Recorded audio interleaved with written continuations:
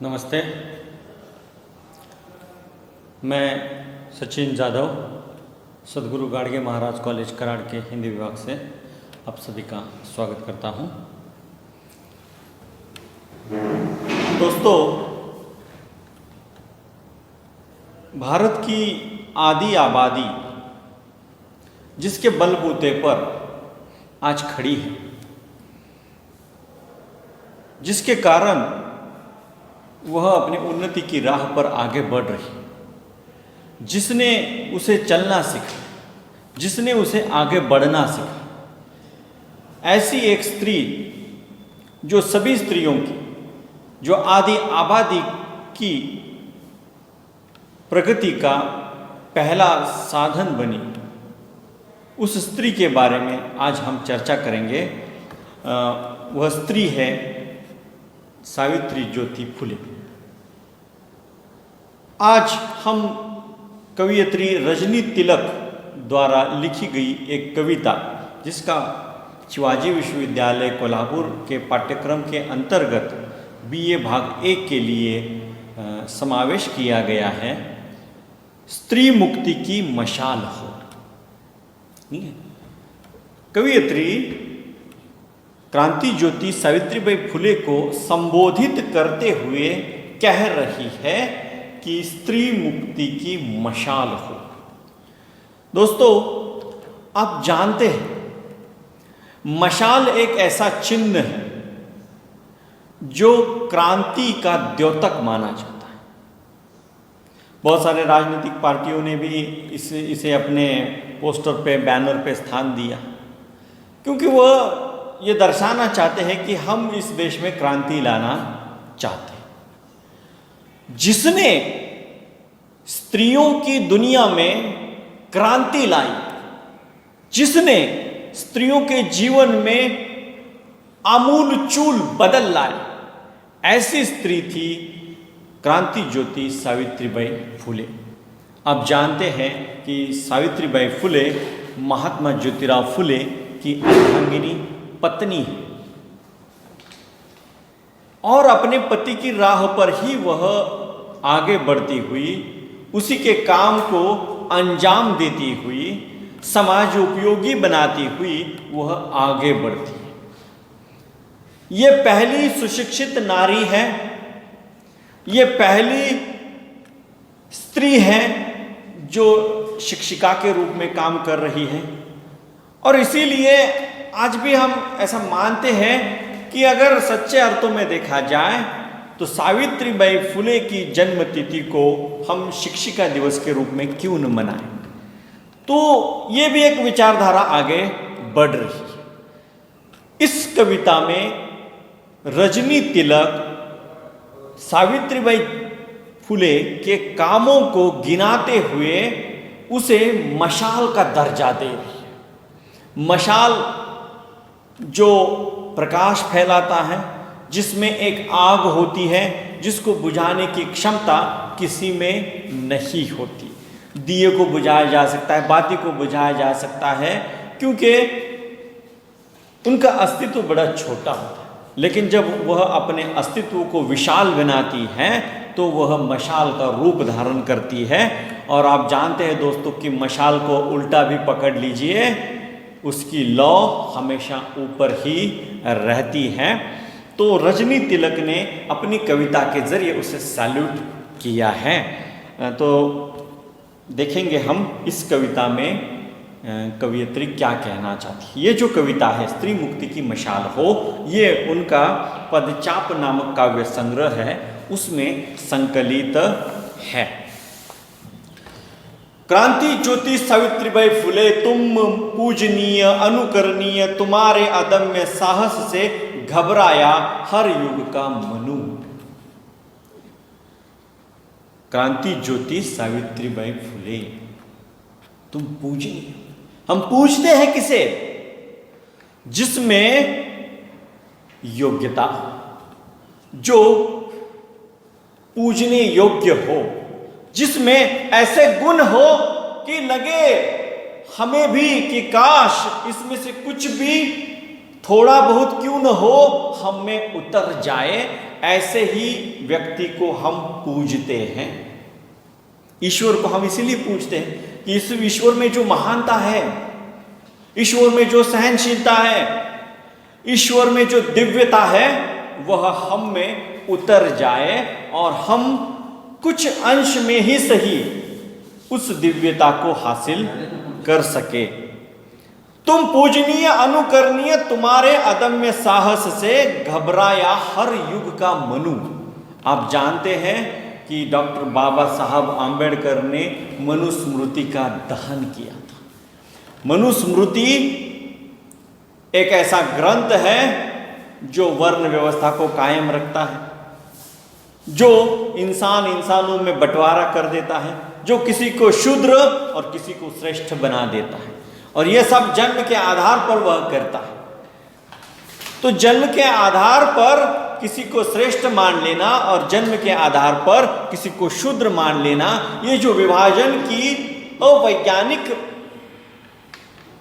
नीति है, उसको तोड़ने का काम अगर सबसे पहले किसी ने किया हो तो वह है महात्मा फुले, और उन्हीं की अनुगामिनी सावित्रीबाई फुले ने जो कदम उठाए, उसके कारण ये जो वर्ण व्यवस्था के निर्माता है, जो मनुवादी है, वो घबरा गए। क्योंकि दूसरे को जब तक छोटा न बनाया जाए, हम बड़े नहीं हो सकते। दोस्तों, आप जानते हैं ये एक रेखा है, इसको बिना हाथ लगाए छोटा या बड़ा बनाया जा सकता है। कैसे?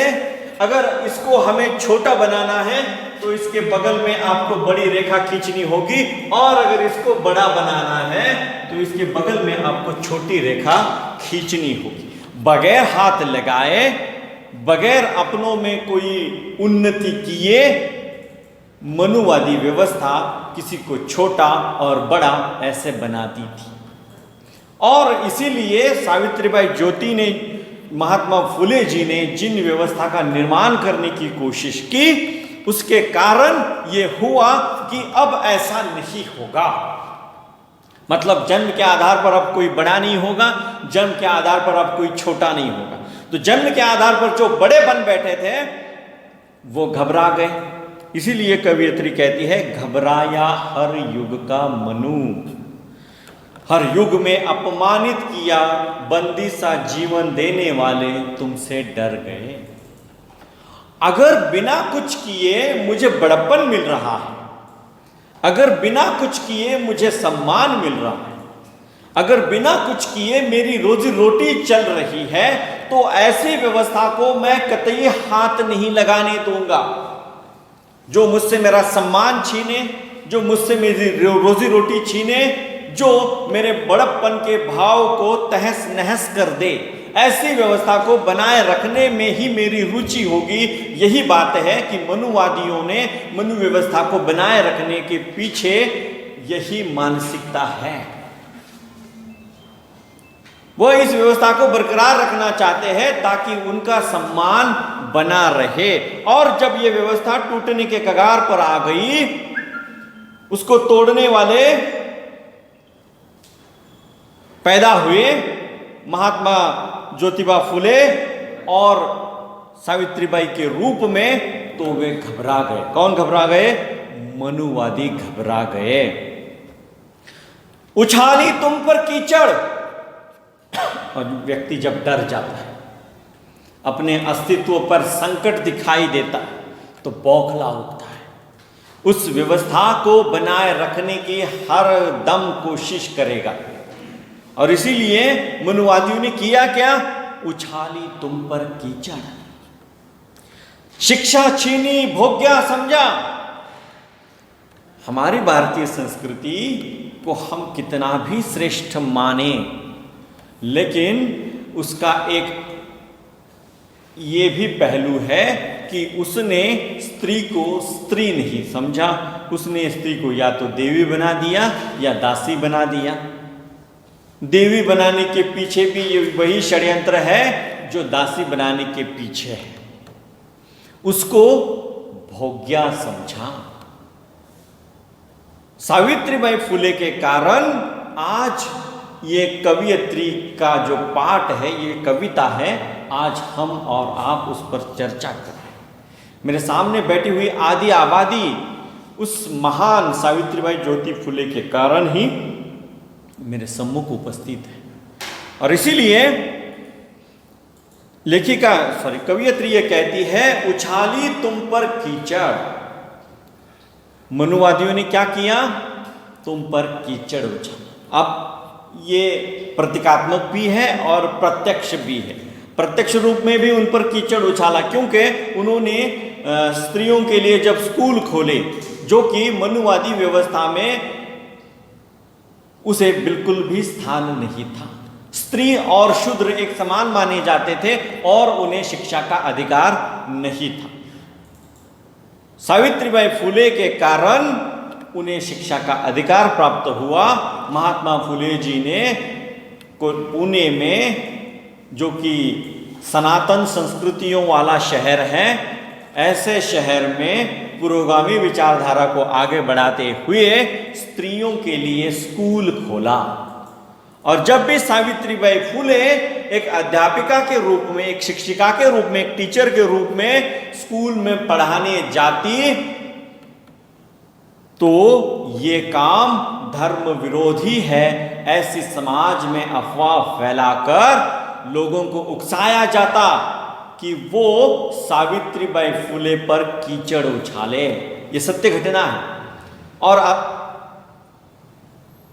प्रतीकात्मक घटना यह है कि उसके बारे में इतनी अफवाहें फैलाई, इतनी खराब बातें समाज में फैलाई गई कि अप्रत्यक्ष रूप में भी उसके चरित्र पर यह लांछन छिड़कने की कोशिश की गई। उछाली तुम पर कीचड़, शिक्षा छीनी भोग्या समझा।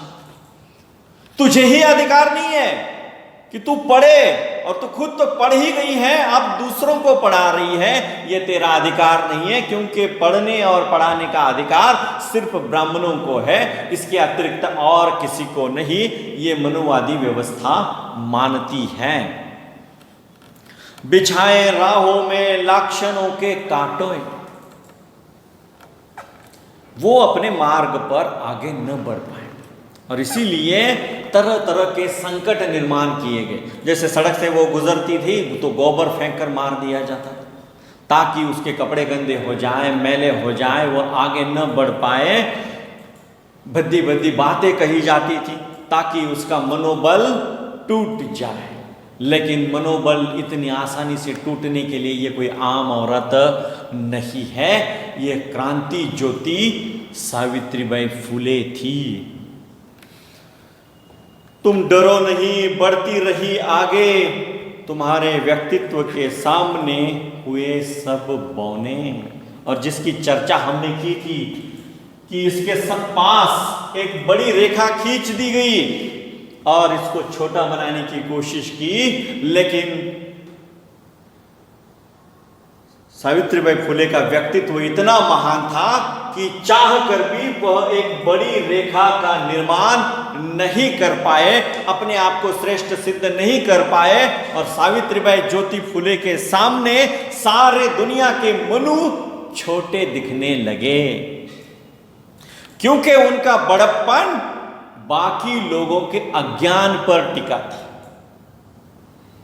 जैसे हम किसी के बारे में जानते नहीं हैं तो हमें वो व्यक्ति, वो शख्स बहुत महान नजर आता है, और जब उसके बारे में हम जानना शुरू कर देते हैं तो उसके जीवन की छोटी छोटी घटनाएं, छोटी छोटी बातें हमारे सम्मुख उपस्थित हो जाती है, जिसमें उसका छोटापन झांकने लगता है।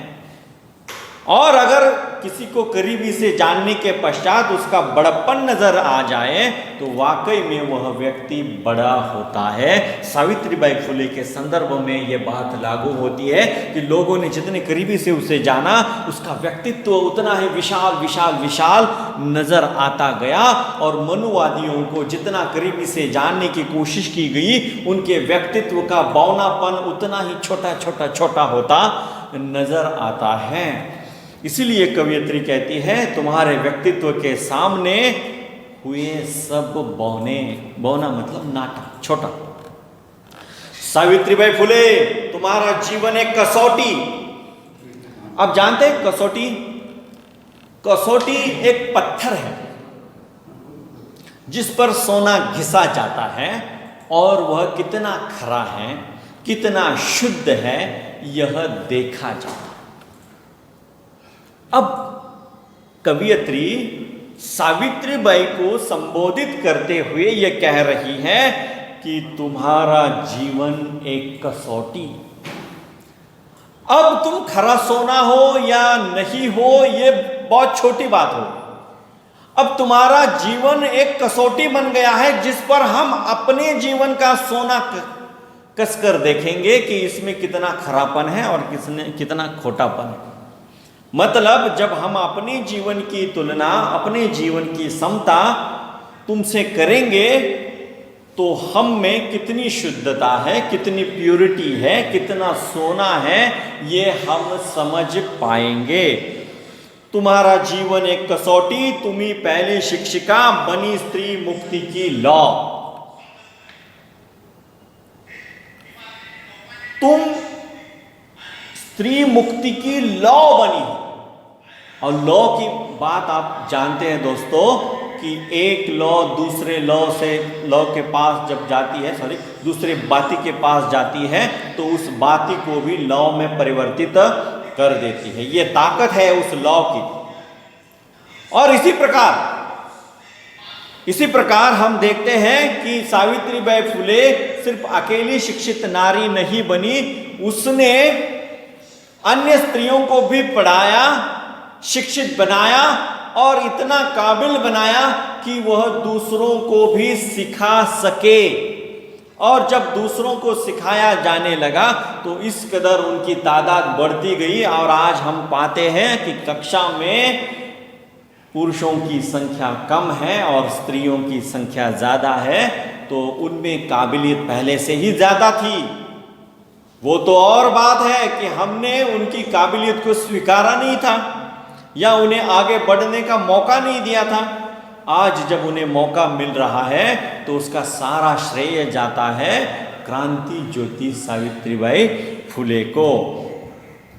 बनी स्त्री मुक्ति की लौ, अभाव और कष्टों में रहकर संचेतना का बीज अंकुरित किया। सावित्रीबाई फुले के संदर्भ में एक आख्यायिका ये भी बताई जाती है कि उनके पास 2 साड़ियों से अतिरिक्त साड़ियां नहीं हुआ करती थी। और स्थितियां यहां तक बिगड़ गई कि जब उन पर कीचड़ उछाला जाने लगा तो बदलने के लिए तीसरी साड़ी भी नहीं हुआ करती थी। तो ऐसे कठिन स्थितियों में रहकर भी उन्होंने अपने शिक्षा के कार्य को, समाज सुधार के कार्य को आगे बढ़ाया। इसलिए कवियत्री कहती है अभाव और कष्टों में रहकर संचेतना का बीज अंकुरित किया। और तुमने सब में चेतना जगाई, सबको जगाया, सबको प्रज्वलित किया, सबको लौ में बदल दिया। अब वह अपना प्रकाश खुद बन रही है। दलित और पद दलित स्त्रियों में तुम्हारी पाठशालाओं ने केवल अक्षर ज्ञान ही नहीं छेड़ा था एक द्वंद्व, एक जिहाद पुरोहितों और वेदनास्तों के खिलाफ। अक्षर ज्ञान सिर्फ अक्षर ज्ञान नहीं होता दोस्तों, ये पहली सीढ़ी है जिस सीढ़ी से चढ़कर आप सत्य तक पहुंच पाते हैं, सत्य से रूबरू हो जाते हैं। और जब आप सत्य से रूबरू होंगे, सत्य से परिचित होंगे तो किसी और के बहकावे में नहीं आएंगे। इसीलिए कवियत्री कहती है कि तुम्हारी पाठशालाओं में हमने सिर्फ अक्षर ज्ञान नहीं लिया, तुमने सिर्फ हमें अक्षर ज्ञान नहीं दिया, छेड़ा था एक द्वंद्व यानी युद्ध, एक जिहाद, धर्म युद्ध, धर्म के खिलाफ युद्ध, पुरोहितों और वेदनास्त्रों के खिलाफ। क्योंकि इस धर्म व्यवस्था ने स्त्री को ऐसे जकड़ के रखा था, इस धर्म व्यवस्था ने शूद्रों को ऐसे जकड़ के रखा था कि वह चाह कर भी कुछ नहीं कर पाते। ऐसा नहीं था कि ये जीवन उन्हें प्रिय था, ऐसा नहीं था कि इस जीवन से वह बाहर आना चाहते थे, लेकिन कैसे बाहर आए, मुक्ति का मार्ग ही मालूम नहीं था। और जब मुक्ति का द्वार दिखाई दिया, सावित्रीबाई फुले ने उन्हें दिखाया, तो ये उस रास्ते से आगे निकल पड़ी और सैलाब इतना उठा कि अब ये द्वंद्व हो गया, युद्ध हो गया, जिहाद हो गया उन पुरोहितों और वेदनास्तों के खिलाफ जिन्होंने युगों युगों से इन्हें दबा के रखा था। समझा बाल विधवाओं और सतियों के अछूते अनकहे तिरस्कृत मन और पीड़ा का मर्म।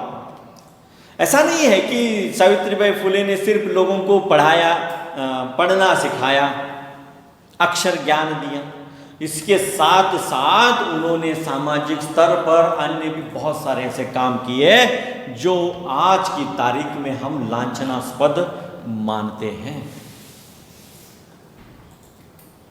केशवपन, किसी स्त्री का पति मर जाए तो उसके सिर के बाल मुंडा दिए जाते थे ताकि उसकी तरफ कोई न देखे, कुरूप लगे, भद्दी लगे, बदसूरत लगे, उसे सजने संवरने का अधिकार नहीं था। तो ऐसा अमानवीय व्यवहार स्त्रियों के प्रति किया जाता था। अगर किसी के साथ जबरदस्ती करके उसके सिर के बाल मुंडा दिए जाए तो उस पर क्या बीतती होगी, ये आप सोचिए। आज की तारीख में अगर हम बात करें तो अगर किसी के सर के बाल झड़ जाते हैं तो वो भी उसको दोबारा उगाने की कोशिश में लगा हुआ दिखाई देता है। और सोचिए, अगर ज़बरदस्ती आपके सिर के बाल मुंडा दिए जाए, आपको कुरूप बनाया जाए, तो आप पर क्या बीतेगी। तो जिन पर ऐसी बीती है, उनके दुख दर्द को आपने समझा बाल विधवाओं और सतियों के अछूते अनकहे तिरस्कृत मन और पीड़ा का मर्म। कोई विधवा स्त्री सड़क से गुजर नहीं सकती थी क्योंकि समाज की यह धारणा बनाई गई थी, मनुवादियों ने यह स्पष्ट कर दिया था कि ये कलूटा स्त्री है और इसके दर्शन से हमें हानि ही हानि होगी। और इसीलिए ऐसी स्त्रियों की जो पीड़ाएं हैं, जिन्हें कोई देखना पसंद नहीं करता, जिनको अपशकुनी माना जाता है, तो उनके दुख दर्द को तुमने समझा। आज इस आधुनिक युग में गर्भ में ही कन्यावध होता है। फिर कवियत्री आज की तारीख के साथ उसका संबंध जोड़ रही। दोस्तों, आज सावित्रीबाई फुले हमारे बीच नहीं है। शायद होती तो आज गर्भ में स्त्री भ्रूण हत्या न होती। सावित्रीबाई फुले द्वारा पढ़ाया हुआ पाठ आज हम भूलते जा रहे हैं। सावित्रीबाई की शिक्षा को आज हम अनदेखी करते जा रहे हैं। सावित्रीबाई फुले ने जो सिद्धांत स्थापित किए, उनकी ओर कहीं न कहीं अनदेखी हो रही है। कहीं न कहीं आज फिर से मनुवादी व्यवस्था हावी हो रही है, पुरुष प्रधान सत्ता हावी हो रही है, और इसीलिए आज गर्भ में ही स्त्रियों की हत्याएं हो रही है। शायद उस वक्त भी होती, लेकिन उस वक्त विज्ञान इतना आगे नहीं निकला था और इसीलिए गर्भ में किसी की हत्या करना संभव नहीं था। लेकिन जन्म के पश्चात अनंत हत्याएं होती। वहां से बच जाए तो ससुराल में होता है उनका होम। कवियत्री आगे कहती है, अगर गर्भ से बच जाए, बकरे की मां कब तक खैर मनाएगी। गर्भ में नहीं मार सकी, उसने जन्म लिया, बेटी ने जन्म लिया। जब तक मां की आंचल में थी, मां ने उसे सहज कर रखा, लेकिन कभी न कभी तो उसे ससुराल जाना है और कभी न कभी उसे उस समाज की अग्नि का होम बनना है, उस समाज की अग्नि में जलना है।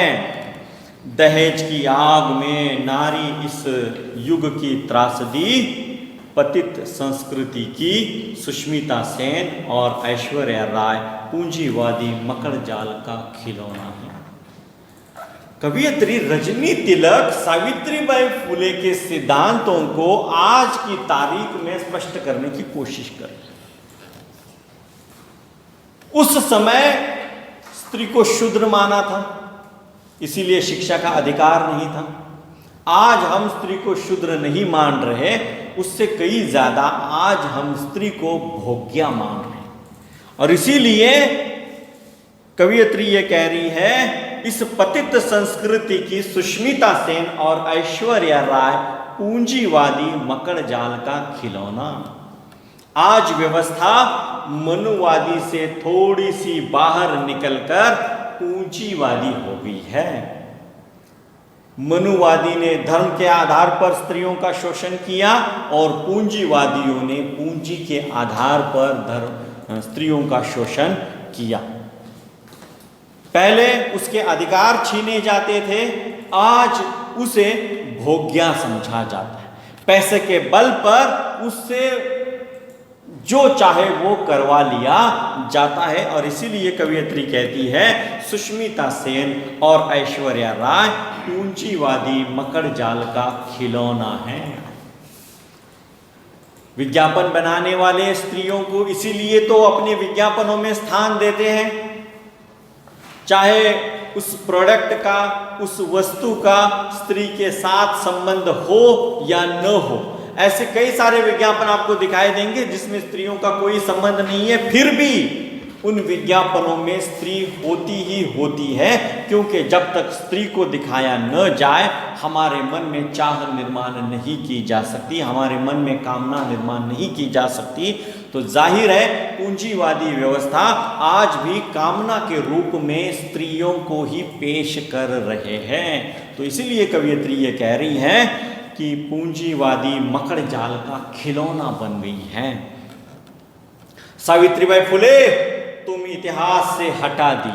अब तीसरी शौकांतिका आज हमारे पाठ्यक्रम में सावित्रीबाई फुले न के बराबर है। थी मनुवादियों की घोर आलोचक। क्यों हटाया?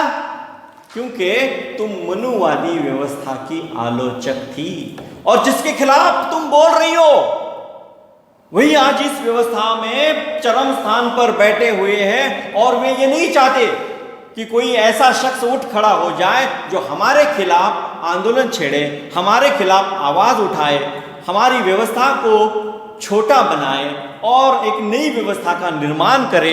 इसलिए आज तुम्हें पाठ्यक्रम से हटा दिया गया है।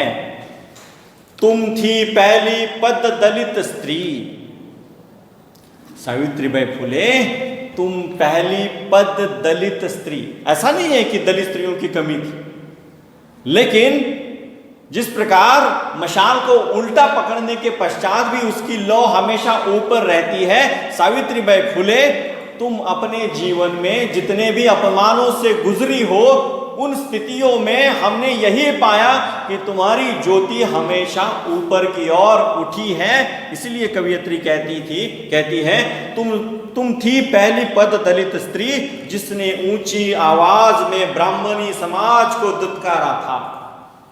आज हमारे लिए तुम पूजनीय क्यों हो? पहली लाइन में कवयित्री कहती है कि तुम पूजनीय आदरणीय, तो उसका जवाब अंत में दिया। क्यों तुम आदरणीय हो?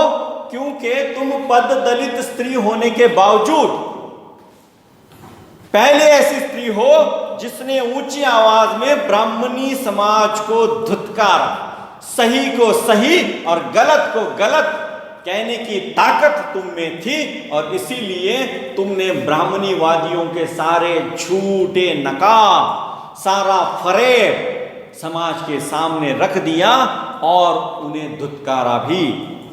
शूद्राति शूद्रो और एवं स्त्री जाति के मन स्वाभिमान को जगाया था। और दूसरा काम कौन सा किया? तो जो शूद्र है, जो पीड़ित है, जो दलित है, जिन्हें समाज ने रौंदा है, ऐसे लोगों में तुमने स्वाभिमान को जगाया। इस दुनिया में दोस्तों स्वाभिमान से बड़ी कोई चीज़ नहीं है। जिसमें स्वाभिमान नहीं होता वह व्यक्ति मरा हुआ ही मान के चले। और इसीलिए कवयित्री सावित्रीबाई फुले को क्रांति ज्योति कह रही है, श्रेष्ठ कह रही है, पूजनीय कह रही है, आदरणीय कह रही है, क्योंकि तुमने हम में स्वाभिमान जगाया है। तो आज हमने इस कविता के माध्यम से कवयित्री रजनी तिलक की जो भावनाएं हैं सावित्रीबाई फुले के संदर्भ में, उसका अवलोकन किया। मुझे आशा है कि आपको इस पाठ में आनंद प्राप्त हुआ होगा। धन्यवाद।